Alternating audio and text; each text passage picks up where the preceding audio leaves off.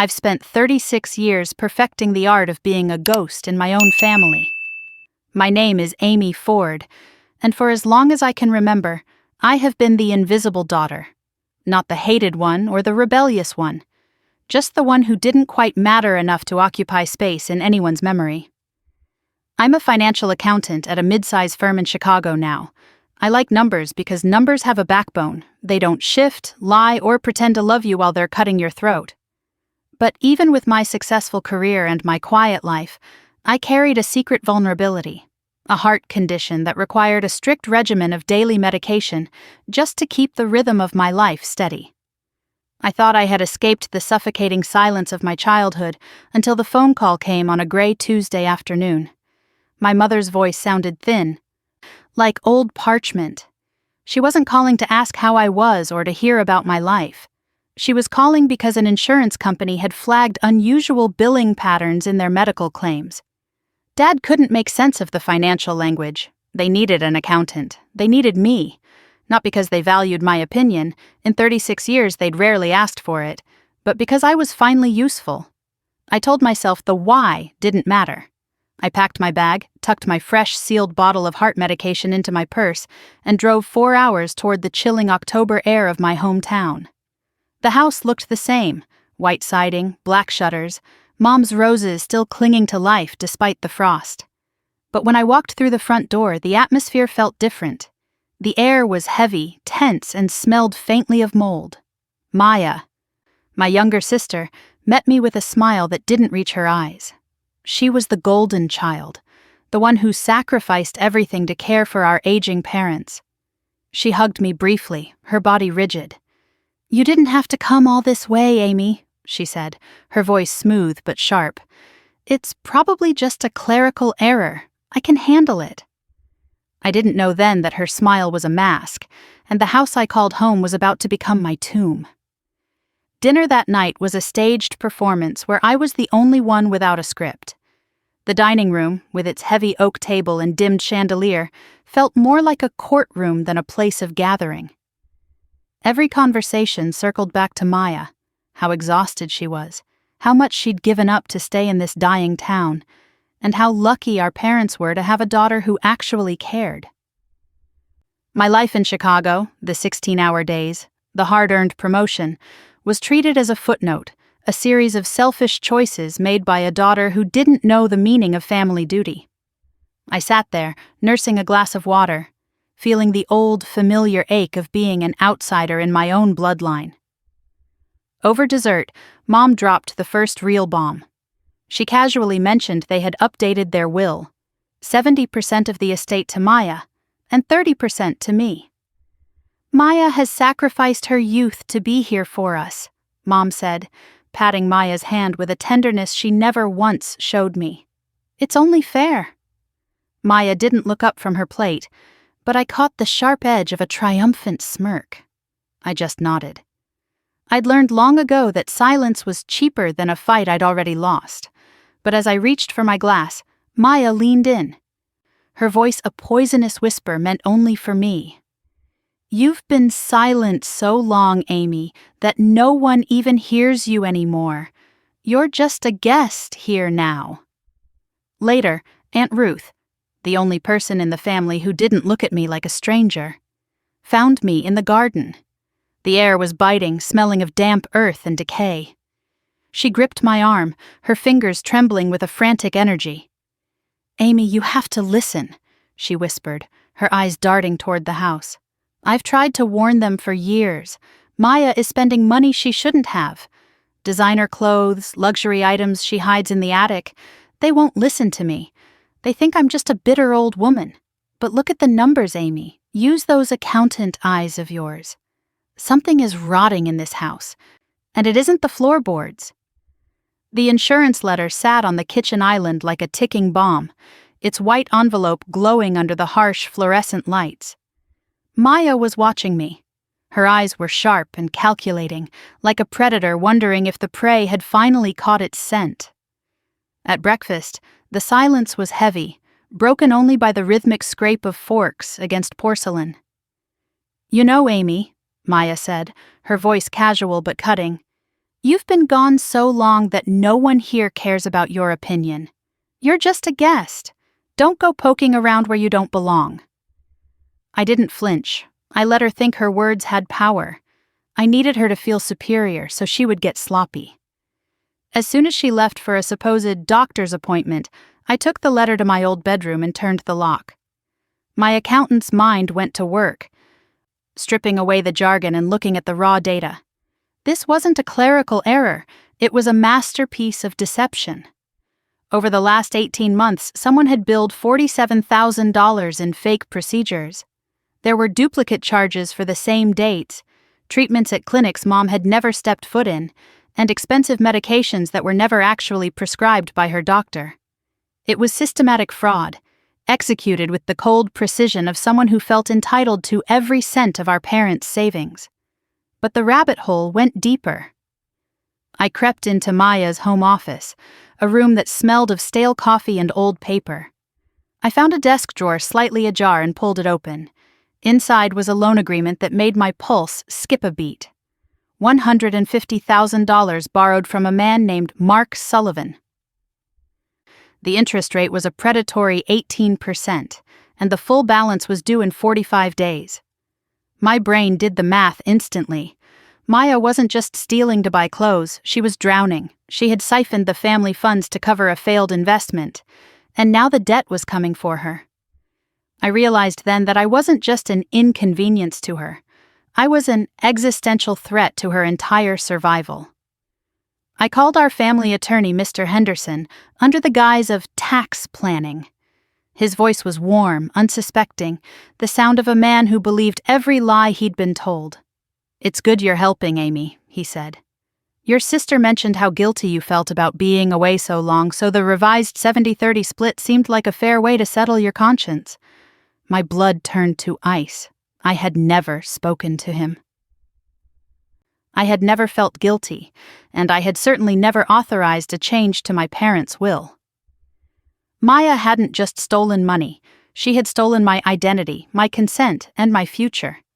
She had spent over a year building a paper trail of my fragility to justify her greed. In her world, I was already dead. I was just a ghost who hadn't stopped breathing yet.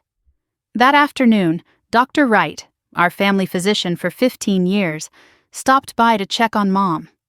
He found me in the hallway and frowned, his professional eyes scanning my pale face. "Amy, your color is off. Are you taking your metoprolol regularly?" Before I could answer, Maya appeared, gliding between us like a protective shadow. "She's just exhausted from the drive, doctor," she said, her hand resting firmly on my shoulder. Her grip was tight, a silent warning. "I've been making sure she gets plenty of rest." I saw the doubt in Dr. Wright's eyes, but Maya's mask of the devoted caretaker was too thick to pierce. He simply handed me his card and told me to call him if the dizziness worsened. Alone in my room, I reached for my medication. I counted the pills. There should have been 28. There were 12. My heart began to stutter. Not the usual rhythm, but a frantic, uneven beat that felt like a dying bird trapped in my chest. I realized with sickening clarity that the heart episode I'd had 6 months ago during Thanksgiving wasn't a fluke. It had been a rehearsal.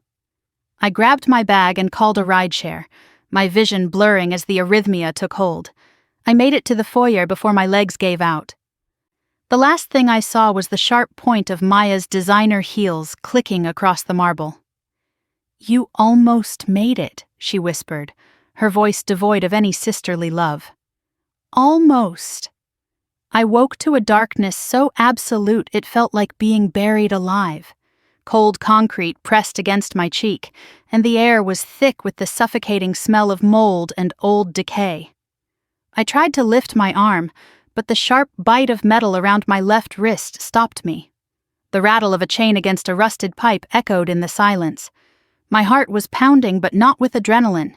It was stuttering, skipping beats in a frantic, irregular rhythm that signaled the beginning of the end. Without my medication, my body was already starting to fail. I was in the basement storage room, a place no one had entered in years. The walls were thick stone. I could scream until my lungs gave out, and the family laughing in the living room upstairs would never hear a sound. Light cut through the blackness as the cellar door opened. Maya descended the stairs, her flashlight beam blinding me. The mask she'd worn for decades, the devoted, selfless daughter, had finally cracked, revealing something cold and hollow underneath. She didn't look guilty. She looked relieved. "You're awake," she said, her voice devoid of any warmth. "Good. I wanted you to understand before the end. You got to escape, Amy. You packed your bags and chose your freedom while I stayed here as their unpaid nurse, their therapist, their punching bag. I held Mom's hand through chemo while you sent flowers and thoughts and prayers from your fancy apartment." She crouched down, her face inches from mine. "That money? I earned every cent of it through 15 years of misery. It was my compensation. And then you come back with your spreadsheets, ready to take the only thing I have left? No, I've already sent the messages. Everyone thinks you had a mental breakdown and fled back to the city. When they find you, if they find you, it'll just be a tragedy. A fragile woman with a weak heart who couldn't handle the pressure." She stood up, the light receding. "Goodbye, Amy. Consider this the price of your freedom." The silence of the basement was absolute, broken only by the muffled, rhythmic thumping of footsteps from the floorboards above. It was a cruel, sickening irony. Up there, my parents were likely having tea or watching the evening news, comfortably playing out the roles Maya had scripted for them. Down here, I was a secret, a piece of unwanted history she had finally filed away. They didn't see me because they had spent 36 years choosing not to, and Maya was banking on that blindness to kill me. But I wasn't ready to be erased. My left wrist was raw where the metal cuff bit into my skin, but my right hand was free. I reached for my smartwatch, the screen's dim glow feeling like a sunrise in the pitch black. 34% battery. There was no cellular signal this deep underground, but I didn't need a signal to document the truth. I tapped the voice memo app with trembling fingers. I knew I couldn't waste the battery on continuous recording. I had to be strategic, capturing only the most damning evidence. "My name is Amy Ford," I whispered into the tiny microphone, my voice a dry, ghostly rasp. "I am being held in the basement of my family home." Maya switched my heart medication with half doses to induce a cardiac event. "This is premeditated murder. If I don't make it, look at the files I emailed to Ruth." I stopped the recording, the darkness rushing back in like a cold tide. I turned my attention to the pipe. It was an ancient relic of the house's original plumbing, coated in decades of crumbly orange rust. I began to pull, a slow, agonizing grind of metal against metal. Every tug sent a jolt of fire through my chest, my heart skipping beats like a broken clock. I timed my movements with the noises from upstairs. When the TV blared or a door slammed, I pulled. I transformed my invisibility into a shield. Maya's arrogance was her greatest weakness. She believed I was already a ghost. She didn't realize that a ghost can still leave a record, and I was going to make sure my final words haunted her for the rest of her life. Ruth knew. The text message from Amy's phone was wrong. Amy never said heading back. She always said going home. In a family built on decades of secrets, a single wrong word is a scream. Ruth called Dr. Wright, who was already on edge because Amy had missed her first cardiology appointment in 15 years. "Something is wrong, Ruth," he said, his voice grim. They didn't call the police immediately. They needed to see Maya's face first. They needed to know if the Golden Daughter's mask was finally starting to slip. When they arrived at the Ford house, Maya was the picture of suburban grace. She offered tea, her voice a melody of practiced grief. "Amy had a breakdown," she sighed, dabbing her eyes with a silk handkerchief. "She couldn't handle the memories here. She fled back to Chicago in the middle of the night without saying goodbye." Dr. Wright didn't touch his tea. He watched the way Maya's knuckles turned white as she gripped the porcelain teapot. "And her medication, Maya, did she take it?" Maya's smile didn't falter. "I assume so. Her room was empty by dawn." While Dr. Wright kept Maya distracted with clinical questions about our parents' health, Ruth slipped away. She walked the hallway, her breath shallow, her eyes scanning the family photos that didn't include me. She reached the basement door and found it locked, a heavy deadbolt that was never usually used. She pressed her ear to the wood, the silence of the house feeling like a physical weight. Then she heard it, a faint, rhythmic, metallic tapping from the darkness below. Clink, clink, clink. 3 short, 3 long, 3 short, SOS. It was the sound of a woman refusing to be erased. Ruth didn't scream or confront Maya. She walked back to the foyer, stepped into the cold October air, and dialed 911. "I'm at the Ford residence," she told the operator, her voice as hard as the concrete below. "My niece is being held in the basement. Send the police before her heart stops." The sound of the basement door splintering wasn't just noise, it was the sound of Maya's carefully constructed world finally cracking. 2 police officers surged down the narrow stairs, their heavy boots thumping against the wood like a death knell. I heard the frantic, high-pitched protest of my sister's voice from the floor above, still trying to spin a web of lies even as the law forced its way into her secret. When the first flashlight beam hit my face, I didn't even have the strength to squint. My skin was a ghastly, translucent gray, and my lips were tinged with a bruised purple, a clear sign that my heart was finally losing its battle with the silence. Dr. Wright pushed past the officers, dropping to his knees on the cold concrete beside me. His fingers pressed against my neck, searching for a rhythm that was barely there. "She's in advanced arrhythmia," he barked at the officer behind him. "Get the paramedics down here now. If we're 5 minutes later, we're carrying out a corpse." As they worked to cut the handcuffs from my wrist, I used my last ounce of consciousness to lift my right arm. The smartwatch was still glowing, its battery at a critical 2%. I pressed it into the palm of the lead detective. "Listen," I rasped, my voice sounding like dry leaves on pavement. "Everything... it's all in there. Her voice, her confession." As they loaded me onto the stretcher, the hallway was a blur of red and blue emergency lights. I saw my parents standing by the roses, their faces masks of pure, unadulterated shock, the kind of shock that only comes when you realize you've been sheltering a monster. Maya was being led toward a squad car, her wrists now bound by the same cold steel she had used on me. She didn't look like the golden daughter anymore. She looked small. She looked seen. For the first time in 36 years, I wasn't the invisible one. She was. Before we move to the final reckoning in the courtroom, please take a moment to subscribe to the channel. Have you ever felt like a ghost in your own family? Tell us your story in the comments below. Your voice deserves to be heard. The courtroom was a vacuum of silence as Dr. Wright took the stand. He looked aged, burdened by the weight of a professional realization that had come far too late. The prosecutor leaned in, his voice low and steady. "Doctor, in your expert opinion, was the incident in the basement a spontaneous act of desperation?" Dr. Wright shook his head, his eyes fixing on the jury. "No, it was a calculated execution." He paused, pulling up a medical chart on the screen behind him. 6 months ago during Thanksgiving, Amy was hospitalized for a stress-induced cardiac event. At the time, I believed her. But after reviewing the toxicology reports from her rescue, I went back to those old files. The markers were identical. Someone hadn't just started switching her meds in October, they had been testing the dosage in May. The basement wasn't an impulse, it was the final act of a play that had been in rehearsal for half a year. The air in the room seemed to vanish. I watched Maya. The devoted daughter mask was finally evaporating, replaced by a twitching, feral desperation.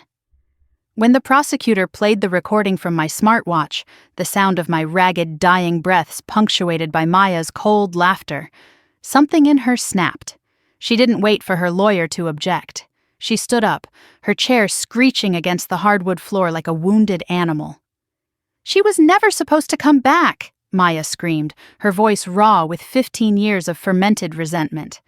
I gave my entire life to this family while she played career woman in the city. I changed the diapers, I swallowed the insults, I earned every cent of that money. She was a ghost who only showed up for the funeral. She had no right to come back and judge me. The judge's gavel pounded like a heartbeat, but Maya was beyond the reach of the law's decorum. She kept screaming, her face contorted into a mask of pure, unadulterated hatred, until the bailiffs forced her back into her seat. In those 60 seconds of rage, she hadn't just confessed to the motive, she had shown the world the monster that had been living in the guest room all along. The judge's voice was as cold as the basement floor where I nearly died. Maya Ford, you didn't just steal from your family, you attempted to erase a human life for your own convenience.